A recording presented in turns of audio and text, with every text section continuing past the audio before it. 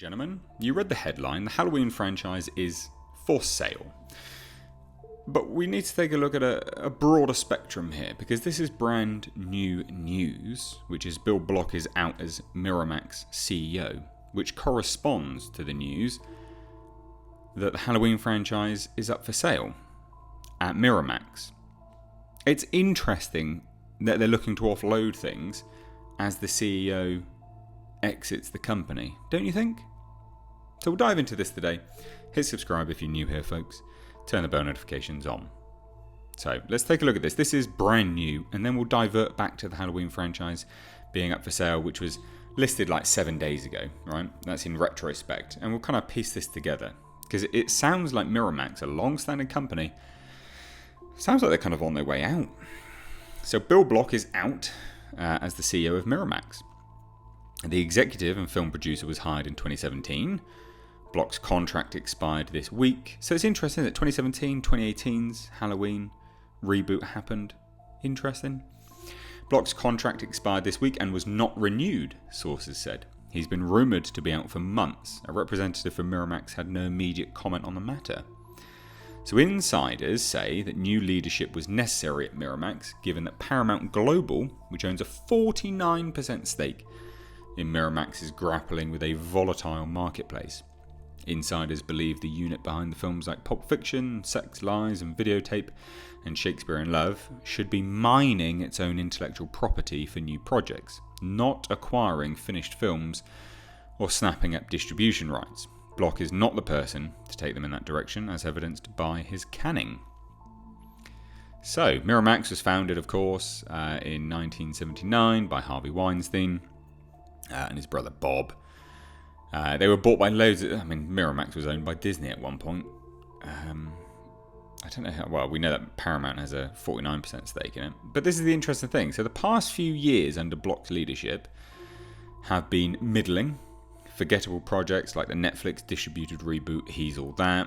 A funny but undersold reboot of the Fletch franchise starring John Hamm.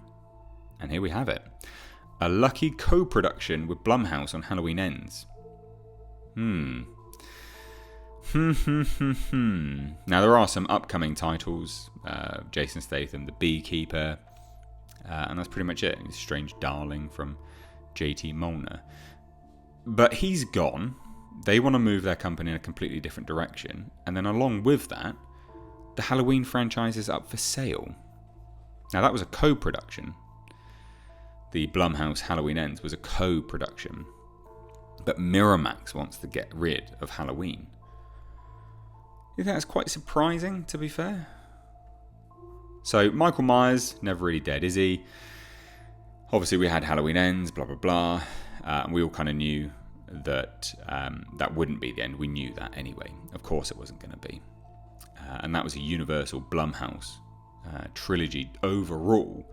But then they instantly revert back to Miramax, right? The rights have gone straight back to Miramax, even though, it was basically, co-production for Halloween Ends. So it doesn't look like that was there. Now they have it, and they want to get rid of it straight away. Does that seemingly contradict what we've heard here? Is that they're looking to mine their own IP? It sounds like Miramax is in massive trouble, actually. They get rid of their CEO, they're looking for a new person, and then they're looking to straight away get rid of their own IP. Massive surprise. But also the unfortunate part of this is that we're just going to get endless bloody Halloween reboots for the end of time. For goodness sake. So the studio are reportedly open to offers for the Halloween IP, which could mean more movies, potential TV series for Michael Myers. And that's basically it, isn't it, really? It's just never-ending bloody IP coming around here now, which is unfortunate. So according to Bloody Disgusting, Miramax are actively shopping the rights to the franchise around Hollywood, and that a major bidding war is currently underway to, of course, bring Michael Myers back. Now, the story states that Miramax are listening to pitches from both studios and streaming services and are open to the idea of film and television projects following the conclusion of David Gordon Green's trilogy. But this says to me that Miramax is in massive trouble. Huge trouble. So they literally get the rights back. They saw it Well, they would have done the math, so they would have had a look into what those previous movies made financial wise. They wouldn't have made much money if they're so quick and ready to get rid of it all.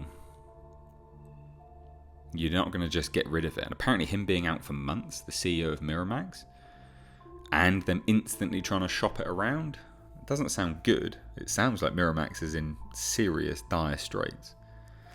But I guess I don't care if Miramax folds, quite frankly, but the unfortunate part of it all is that we're now, like I said, we're just going to get these bloody horrendous Halloween reboots to the end of time. So, yes, the Halloween news is old, okay, 26th of September, but the interesting thing is what's come now, which adds, a better, wider, broader element, to this picture, is that the CEO's gone, has been for months, the rights have gone back, and they're selling it straight away.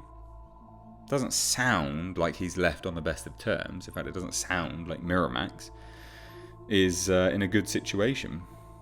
So there you have it. And I do wonder now as well, because there's such an interesting situation when it comes down to Miramax and what they hold the rights to. Because Miramax hold the rights to quite a lot of horror IPs, actually. Like an awful lot. They did, at one time, hold the rights to the Hellraiser franchise, and I'm not sure who that's gone to now. We know the latest was with Hulu, but that was just released and distributed.